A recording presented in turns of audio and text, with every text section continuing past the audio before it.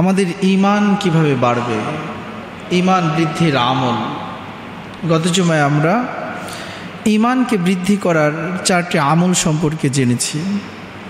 অনেকেরই প্রশ্ন হতে পারে যে হুজুর, ঈমান বাড়ানোর জন্য আবার আমল করার দরকার আছে কিনা? এই উত্তরটা দেওয়ার জন্যই আজকে আপনাদের সামনে পবিত্র কোরআনের সূরাতুন নিসার 136 নম্বর আয়াত তেলাওয়াত করা হয়েছে। আসুন আমরা আয়াতের প্রাথমিক তর্জমায় প্রবেশ করি। সেখানে আল্লাহ পাক আমাদেরকে কি মেসেজ দিতে চাচ্ছেন। আল্লাহ পাক বলছেন, ইয়া আইয়ুহাল্লাযীনা আমানু, হে ঈমানদারেরা তোমরা ঈমান আনো। তোমরা কি আনো? ঈমান আনো। তো হে ঈমানদারেরা তোমরা ঈমান আনো। তাহলে প্রশ্ন হলো, আল্লাহ সম্বোধন করছেন ঈমানদারদেরকে, যারা ঈমান এনেছে। তারপর বলছেন আমিনু, ঈমান আনো। তো ঈমানদারদেরকে আবার ঈমান আনতে কেন বলা হলো? ঈমানদারদেরকেই আবার ঈমান আনতে কেন বলা হলো?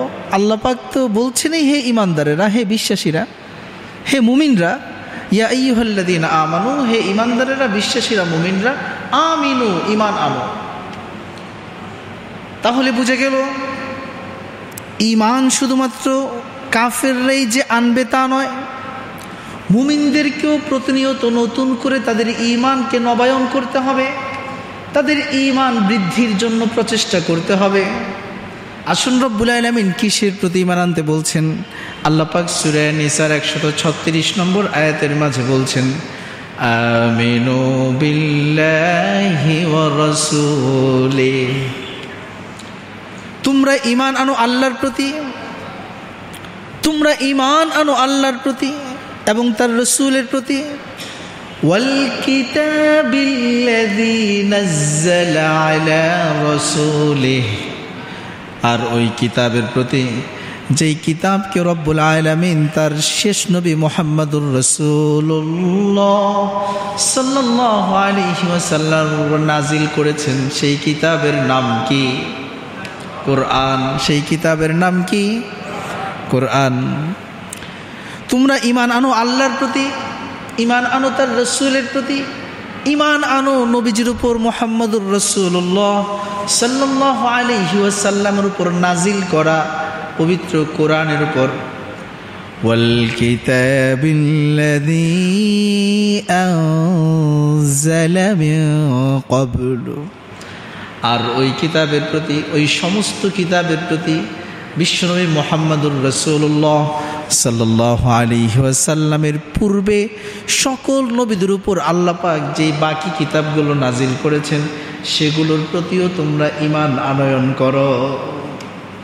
তাহলে শুধুমাত্র কোরআনের প্রতি ঈমান আনলে হবে না, কোরআনকে মানলে হবে না, কোরআনের পূর্বে নাজিল হওয়া সকল কিতাব, সকল নবীদের প্রতিও কি করতে হবে?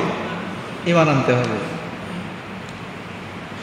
বিষয়টা একটু সাংঘর্ষিক হয়ে গেল, তাই না? প্রশ্ন দেখা দেয়। আল্লাহ পাক ঈসা আলাইহিস সালামের উপর নাজিল করেছেন ইনজিল। ঈসা আলাইহিস সালামের উপর নাজিল করেছেন কি? ইনজিল। এটাকে একটু পিছনে নেন, একটু পিছনে টান। হ্যাঁ, ঠিক আছে। আল্লাহ সুবহানাহু ওয়া তাআলা হযরত ঈসা আলাইহিস সালাতু ওয়াস সালামের উপর নাজিল করেছেন কি? ইনজিল। মুসা আলাইহিস সালাম যারা ইহুদি, তাদের উপর নাজিল করেছেন কি? তাওরাত। হযরতে দাউদ আলাইহিস সালাম যারা ডেভিডের অনুসারী, দাউদকে ইংলিশম্যানরা, খ্রিস্টান জগৎ ডেভিড নামে চিনে, ঈসা আলাইহিস সালামকে যীশু খ্রিস্ট নামে চিনে, ইউসুফকে জোসেফ নামে চিনে, ইব্রাহিম আলাইহিস সালামকে আব্রাহাম নামে চিনে। এজন্য তারা গণতন্ত্রের পুরোধার নাম রেখেছে আব্রাহাম লিঙ্কন। তো যাই হোক, তারা নবীদের নামগুলো কি কিছুটা চেঞ্জ করেছে তাদের ভাষার আলোকে। এই যে দাউদ আলাইহিস সালামের উপর জবুর, তাওরাত, ইনজিল, অন্যান্য নবীদের উপর যে কিতাবগুলো নাজিল করা হয়েছে, আল্লাহ পাক তো এখানে আদেশ করেছেন সেই সকল কিতাবের প্রতিও কি করতে হবে? ঈমান আনতে হবে। বিষয়টা জটিল হয়ে গেল। তাহলে কি কোরআনও মানবো, কোরআনও পড়বো, আবার তাওরাত জবুর ইনজিল সম্পর্কেও কি করব, পড়াশোনা করব, সেটাও মানার চেষ্টা করব। বিষয়টা কি আসলে এরকম কিনা, কিংবা আসলে এর সদুত্তর কি? বিখ্যাত মুফাসসির আল্লামা হাফিজ ইবনে কাসির রাহিমাহুল্লাহ তিনি এর চমৎকার একটি সমাধান দিয়েছেন। তিনি বলেছেন, তাওরাত জবুর ইনজিল আল্লাহ পাক কোরআনের পূর্বে যে সকল কিতাবগুলোকে আল্লাহ নিজেই নাজিল করেছেন, সেগুলো কিন্তু এখন আর আল্লাহ যেভাবে নাজিল করেছেন সেই রকম নাই। তাহলে কেমন আছে? পবিত্র কোরআন আল্লাহ পাক বলছেন, ইউহাররিফুনাল কালিমা আন বা'দি মাওয়াদিহি। ইহুদি খ্রিস্টানরা তাওরাত জবুর ইনজিলের কথাগুলোকে আল্লাহর কথার সাথে সাথে তারা নিজেদের মানুষের কথাগুলোকে ঢুকাইয়া দিছে। তাওরাত জবুর ইনজিলকে তারা পরিবর্তন সাধন করেছে। তাহলে প্রশ্ন দেখা দেয়, কোনটা আল্লাহর কথা? তাওরাত জবুর ইনজিলের মাঝে কোনটা আল্লাহর কথা আর কোনটা মানুষের কথা, এটা বুঝবো কিভাবে? হাফিজ আল্লামা ইবনে কাসির রাহিমাহুল্লাহ তার বিখ্যাত তাফসীরের মুকদ্দমা তাফসীর ইবনে কাসিরের মাঝে উল্লেখ করেন যে এটা বোঝার একটা মানদণ্ড রয়েছে। সেটা হলো, তাওরাত জবুর ইনজিলের যেই কথাগুলো কোরআনের কথার সাথে মিলে যাবে, তাওরাত জবুর ইনজিলের যেই কথাগুলো বিশ্বনবীর সহিহ হাদিসের কথার সাথে মিলে যাবে, বুঝতে হবে এই কথাগুলো কোনো মানুষের বানানো কথা নয়, এই কথাগুলো আসলে কার কথা? আল্লাহর কথা।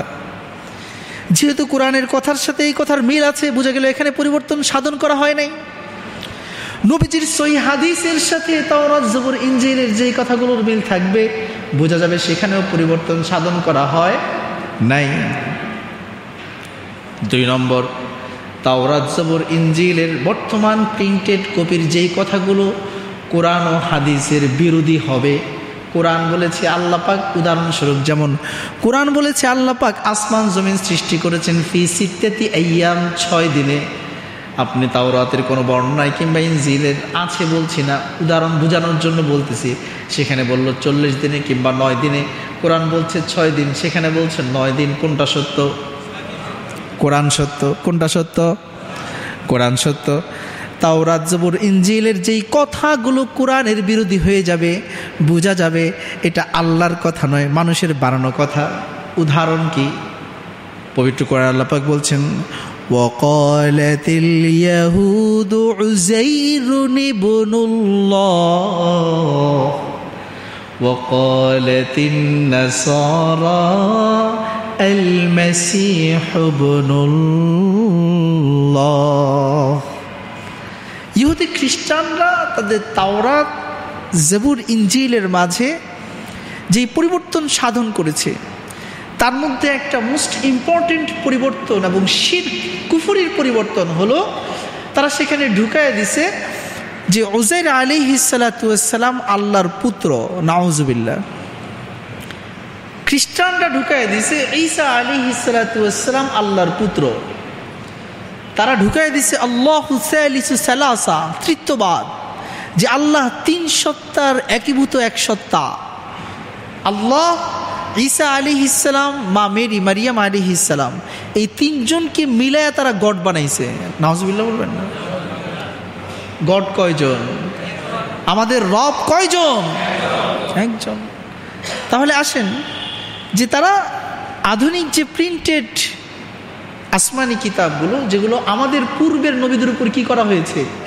নাজিল করা হয়েছে, সেখানে আছে যে ঈসা আলাইহিস সালাম আল্লাহর পুত্র। সত্য না মিথ্যা? ইহুদিরা বলছে যে উযাইর আলাইহিস সালাতু ওয়াস সালাম আল্লাহর পুত্র। সত্য না মিথ্যা? প্রমাণ পবিত্র কোরআন আল্লাহ পাক বলছেন, আমরা সবাই পারি, লাম ইয়ালিদ ওয়া লাম ইউলাদ, লাম ইয়ালিদ ওয়া লাম ইউলাদ ওয়া লাম ইয়াকুল লাহু কুফুয়ান আহাদ। আমার আল্লাহ এমন মহান রব, যিনি না কাউকে জন্ম দিয়েছেন, না কারো কাছ থেকে জন্ম নিয়েছেন, অর্থাৎ তার না বাবা আছে না কোনো সন্তান আছে। যেহেতু কোরআন বলতেছে আল্লাহর কোনো সন্তান নাই, তাওরাত জবুর ইনজিলের আধুনিক কপিগুলা বলতেছে আল্লাহর সন্তান আছে। কোনটা মানবেন? বলে না, কোনটা মানবেন? কেন মানবেন? কারণ সেটার মধ্যে পরিবর্তন সাধন করা হয়েছে। প্রমাণ কি? কোরআন। বলবেন কেন? সেগুলো যদি পরিবর্তন করা হয়, কোরআনকে পরিবর্তন করা হয় নাই। না না না, আল্লাহ পাক নিজেই বলেছেন নাহনু নাজ্জালনা যিকরা ওয়া ইন্না লাহু লাহাফিযুন।